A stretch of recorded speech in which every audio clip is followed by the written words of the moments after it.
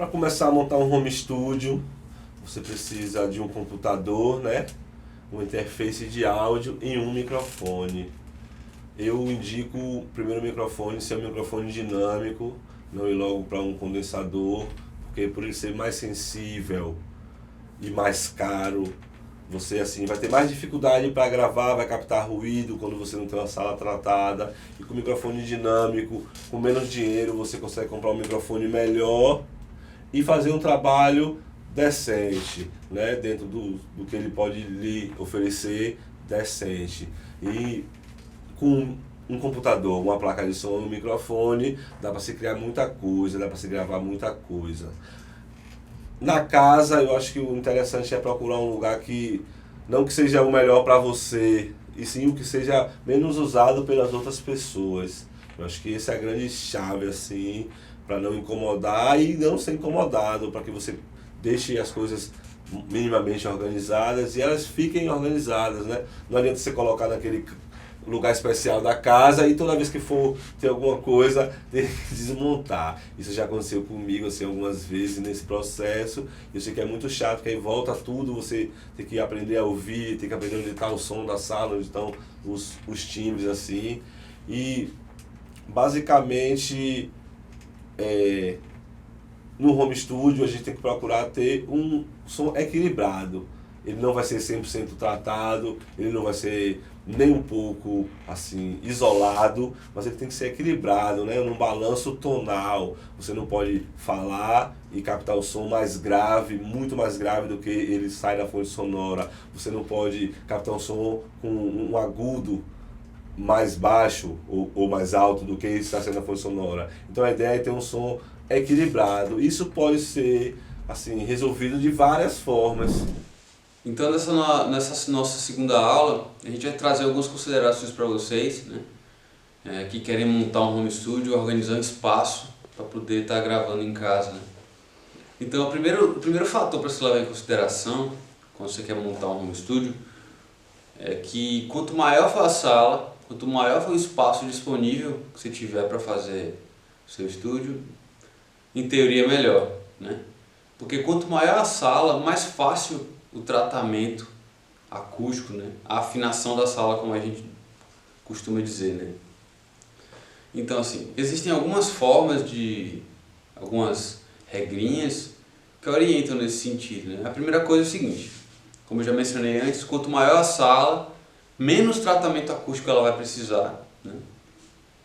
Menos problemas ela vai apresentar, mais fácil vai ser tratar desses problemas, né? Um espaço pequeno, com as paredes muito próximas, as reflexões são muito mais problemáticas, né? E às vezes é impossível de resolver, simplesmente pelo tamanho da sala, né? Você não tem o que fazer. Mas no caso de você ter uma sala já com dimensões maiores, mais aceitáveis, o que você vai fazer assim? A gente tem 3 métodos para afinar ou tratar a sala, que consiste em quê? Primeiro, você vai usar absorvedores acústicos, refletores e difusores acústicos. Né? Então, o que é que acontece? Os absorvedores acústicos, geralmente você utiliza painéis, né? Esses painéis eles têm geralmente materiais com alta densidade, como lã de rocha ou lã de vidro. E como o nome já diz, eles vão absorver certas frequências, né? De maneira geral, os absorvedores, quanto mais espesso a camada de lã de vidro ou lã de rocha, maior o comprimento de onda que ele vai interagir e ele vai, vamos dizer assim, segurar as frequências mais graves, né? Elas vão impedir que elas fiquem ressonando por muito tempo na sua sala. Né? Quando a gente trata de difusores acústicos, a gente está tratando de materiais geralmente também de alta densidade, mas já com uma superfície, né, que ajuda a difusão desse som dentro do ambiente. Então os difusores acústicos eles vão fazer o quê? Eles vão fazer com que a sala, eles vão criar uma sensação sonora dentro da sala, de que a sala, o espaço onde eles estão, é maior, o espaço é maior realmente do que ele é. Maior do que ele realmente é, vamos dizer assim. O som, quando ele sai da caixa, ele se propaga através das partículas de ar e ele reflete nas atmosferas, né? nas superfícies. Então, tendo várias superfícies diferentes, em posições diferentes, em balanceamentos de densidades diferentes, a gente vai ter assim como equilibrar, né, melhor a sala. Se você sente que naquele canto tem muito grave, você pode colocar uma coberta, você pode colocar um colchão, você pode colocar livros, né? Você pode colocar o que você tiver aí que assim vá interagir com o som. Porque se eu coloco também uma placa de metal, né? Não estou dizendo para ninguém fazer isso, a gente também vai estar interagindo de alguma forma com aquele som. Eu já tive a experiência de um amigo que revestiu o quarto dele todo de espuma e depois a gente teve que colocar peças de azulejo em alguns quadros, né? Fazer um movimento reverso para avivar o som daquela sala. Então a ideia é ouvir o som e colocando objetos para que as reflexões não soem direto, né? Ela não bata aqui e volte, cria um movimento perpétuo, e aí isso vai gerar o fenômeno chamado de notas estacionárias, né? Quando a nota fica repetindo várias vezes e ela se propaga com maior volume no ambiente. Vale lembrar que na literatura, os pioneiros nesse tipo de desenvolvimento foram os engenheiros da BBC de Londres, né?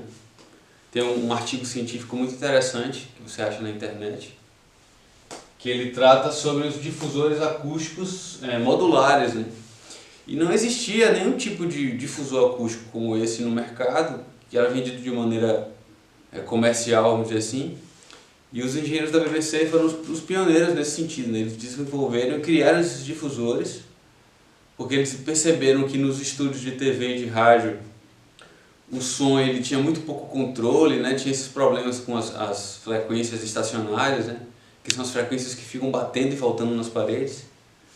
Então, uma boa referência assim, acadêmica, vamos dizer assim, é esse material até hoje, né? Esse artigo aqui, que vocês podem encontrar na internet de maneira simples assim, de procurar. Né?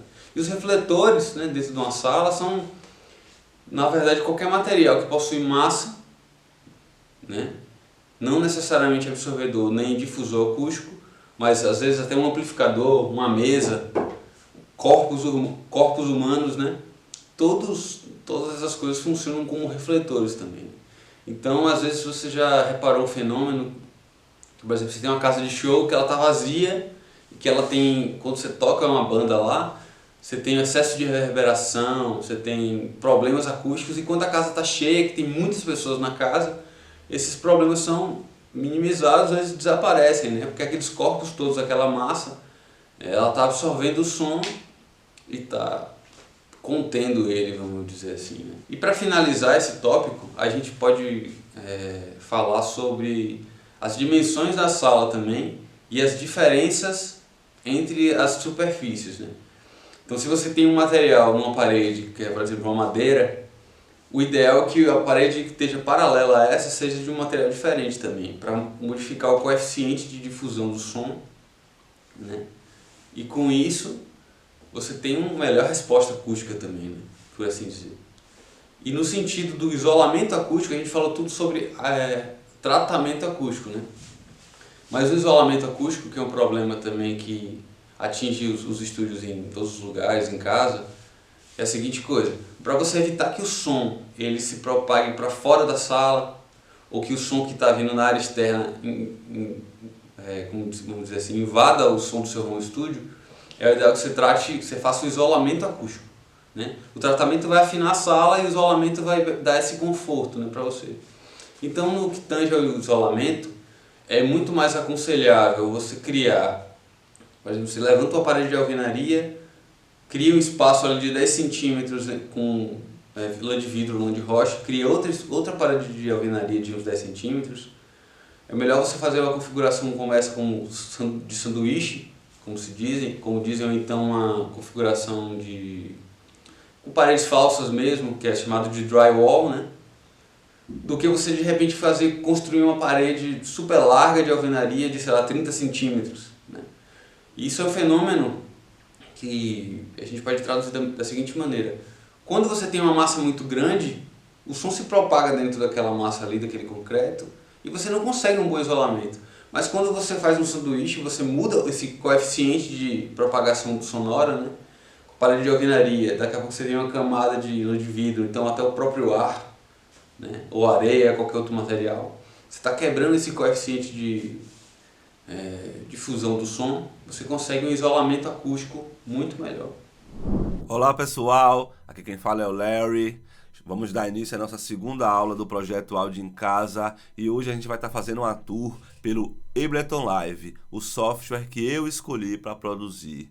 Né? Eu já usei FL Studio, já usei Cubase, já migrei assim, já pesquisei outros softwares, mas no Ableton Live eu me adaptei melhor por algumas funções que ele tem que as outras DAWs, né, os outros softwares de produção não me oferecem. A principal delas é essa janela inicial. Quando você abre do Ableton Live, ele vem com essa configuração aqui inicial, que é uma janela de patterns, né, que eu consigo escolher um instrumento, colocar aqui nas pistas e aí ir fazendo sons, fazendo tipo um bloco de o bloco A da música, a introdução, eu faço aqui introdução. Aí eu faço aqui as viradas, aí eu consigo fazer aqui o solo, e aí eu vou configurando aqui, tocando.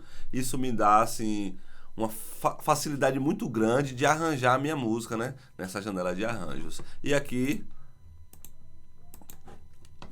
né, a playlist, que é como todo software de produção, toda DAW, como é chamado, vai funcionar. Nós temos aqui as configurações de MIDI e as configurações de áudio. Mais para frente eu vou estar explicando a vocês o que é MIDI e o que é áudio. Por enquanto a gente vai estar aqui só olhando o programa.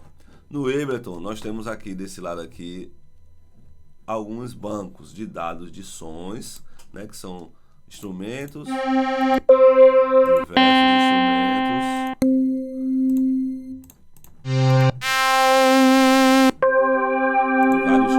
Aqui nós temos também um banco de dados de bateria, vários timbres e tipos de bateria eletrônica, né, que já vem nele configurada. Nós temos aqui o banco dos plugins de efeito nativos, né, são muitos. Aqui você tem essa infinidade, delay, compressor, chorus, filtro, flanger. Assim, aqui um hack de compressão, dinâmica, vocoder, reverb. E aí quando você abre aqui você ainda tem uma infinidade de presets já, né? É muito grande. Qualquer um aqui que eu abrir, né, tem os seus presets já configurados. Nós temos efeitos de MIDI, né, para usar nas trilhas MIDI, que são arpegiadores, né? No caso aqui eu consigo transformar uma trilha que eu coloco a reta, só um timbre, para ele desenvolver um desenho próprio aqui dentro das configurações do arpegiador. Nós conseguimos colocar para ele só trabalhar com uns blocos de acorde já fixos, que é muito interessante para quem está começando, né? É muito interessante para quem está começando utilizar esses blocos de acorde. Nós temos também o pitch para, tipo, eu quero mudar a minha configuração mais para frente, eu quero que ela fique mais aguda. Aí eu consigo colocar aqui 12 tons, 12 semitons, na verdade, que é uma oitava inteira. De dó a dó, né? Tem 12 semitons, 12 meio tons. Dó, dó sustenido, ré, ré sustenido, aí por aí vai.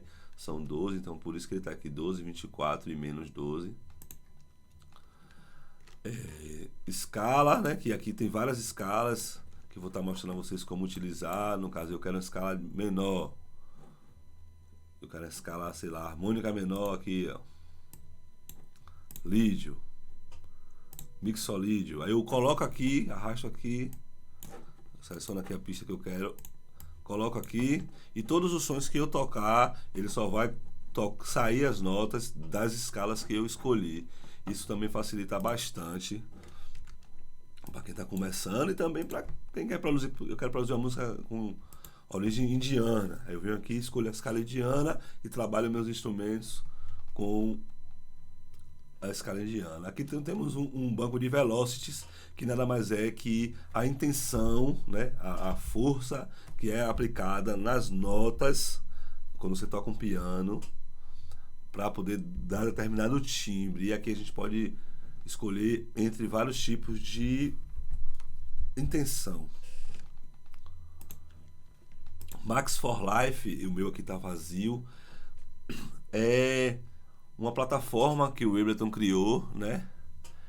Onde você consegue baixar novos plugins, novos efeitos, né? Novos instrumentos no próprio site do Ableton.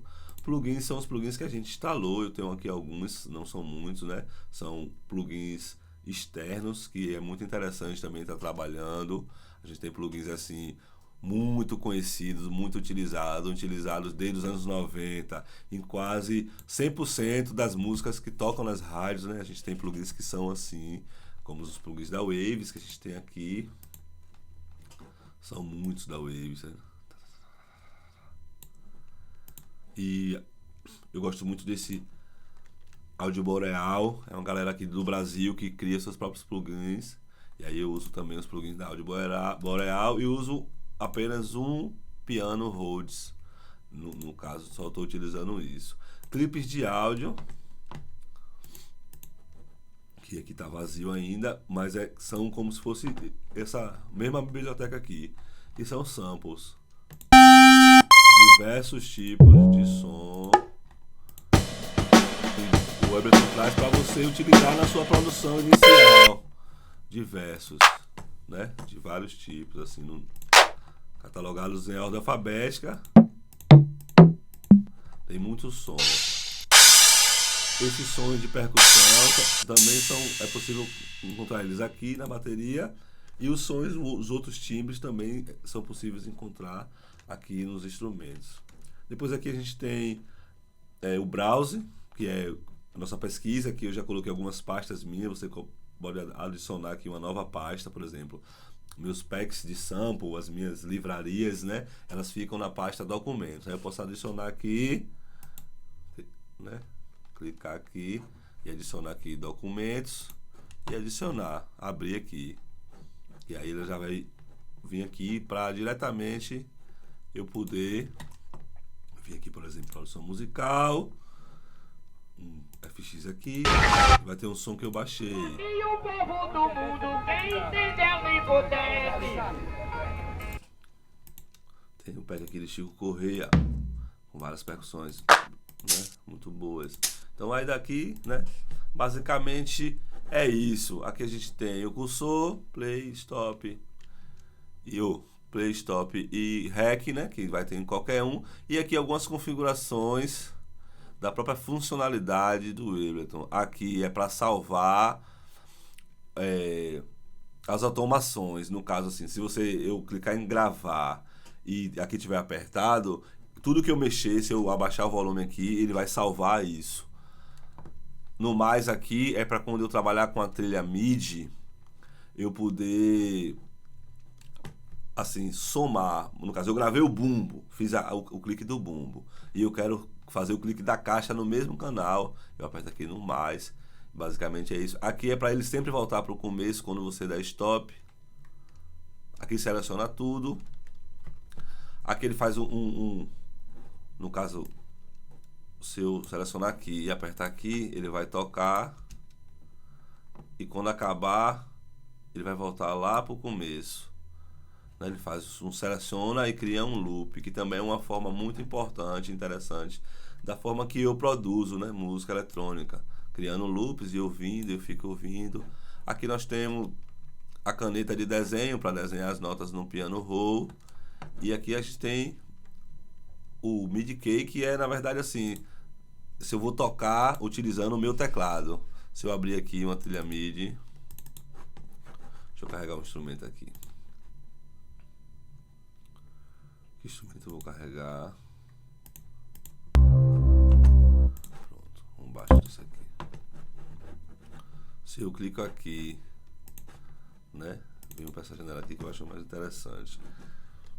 Se eu vou estar utilizando o meu teclado aqui, agora eu estou apertando o teclado comum com o notebook e conseguindo tirar sons.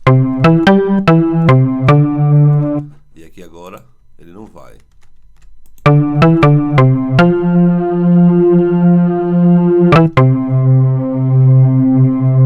Então é isso, basicamente esse foi o tour pelo Ableton Live. É um software que é pago, mas que ele está nos dando hoje 90 dias gratuitos para você conhecer, ou seja, 3 meses, né? É um vasto tempo. O outro motivo que me fez escolher o Ableton Live é a própria performance ao vivo. Aqui eu consigo criar as minhas músicas e transformar ela em stems, que são nada mais do que pistas, né? Exportar as pistas da música e recriar ela aqui num processo que eu consigo tocar ela ao vivo de uma forma mais evolutiva, mais solta. Eu não preciso me prender a um playback, que sempre vai ter introdução, sempre vai ter o solo no lugar certo. Aqui não, eu consigo montar ela, eu vou mostrar isso para vocês, tentar mostrar isso. Terceira aula do projeto Áudio em Casa. Fazendo uma pequena tour pelo nosso software de gravação, né? Que é chamado também de Estação de Trabalho Digital, o DAW. A gente usa o Logic Pro 10, que é da Apple. E tem 3 coisas assim, importantes para a gente saber assim que a gente abre o projeto, né, e começa uma sessão nova de gravação, que a gente precisa saber, que são o seguinte: a gente precisa configurar a taxa de amostragem, a profundidade em bits, e também uma coisa chamada buffer size, né? Que é o tamanho da amostra que o computador está colhendo do áudio. E, geralmente a gente encontra isso em preferências, né? Alguma configuração aqui. Então aqui, eu tenho aqui preferências de áudio. Então vamos lá. Primeira coisa é a taxa de amostragem, né? Que ela vai de 44 a 192. Quanto maior a taxa de amostragem, em teoria, a melhor qualidade da gravação que você está tendo, né? Mas, assim, maior também é o tamanho do arquivo que você está lidando. Então, é sempre aconselhável trabalhar acima de 44.1 kHz, né? Entre 48 e 96, porque isso aqui vai exigir muito processamento do seu computador e vai lhe trazer arquivos muito grandes, né? Não é sempre que você quer isso. Tem muita gente que argumenta também que a diferença aqui na taxa de amostragem ela não é perceptível, né, ao ouvido humano. A gente sabe que os seres humanos escutam numa faixa de frequência de entre 20 Hz até 20.000 kHz. Né? Então, em teoria, 44 já está trabalhando o dobro disso aí. A segunda coisa que a gente tem que configurar quando a gente está começando um projeto novo é a quantidade de bits, né? É a resolução, né? É como se fossem os pixels. Então o ideal é sempre trabalhar de 32 para cima, 32 bits ou 64. O arquivo final que vai para as plataformas digitais aí, as plataformas de streaming, que ela vai ser consumida no CD, ela tem uma resolução, a taxa de bits de 16, né? Então é por isso que a gente tem que trabalhar com 32 bits. Que é o dobro no caso, né? Porque se a gente trabalha com 16, a gente já está trabalhando com a qualidade muito baixa, né? A resolução muito baixa. A gente tem que saber e lembrar que a mixagem é um processo que degrada o áudio. Quando você está trabalhando com as faixas puras no começo do processo de gravação, elas têm uma qualidade melhor, né? A resolução melhor. E a última coisa para a gente lidar é o tamanho do buffer aqui, ó, que é a quantidade de samples ou amostras que o computador está lidando. Então, no começo da gravação, a gente tem que trabalhar com valores muito pequenos, né, 32 mais ou menos. E à medida que o computador for tendo mais canais de áudio, for ficando pesado, ele precisar de mais tempo para trabalhar, ele precisar colher mais amostras, a gente vai aumentando esse valor aqui. Porque se a gente continua com esse valor muito baixo, quando a gente tem muita informação para trabalhar com o computador no mesmo tempo, a gente começa a experienciar cliques, pops, atraso e vários outros problemas no áudio. Então é isso, pessoal. Fizemos essa tour. Espero ter esclarecido algumas coisas. Qualquer dúvida, deixa nos comentários que a gente vai estar lendo e respondendo. Segue também no nosso Instagram, né? Áudio em Casa. E manda mensagem, fala com a gente, vamos ficar junto nessa empreita aí. Original.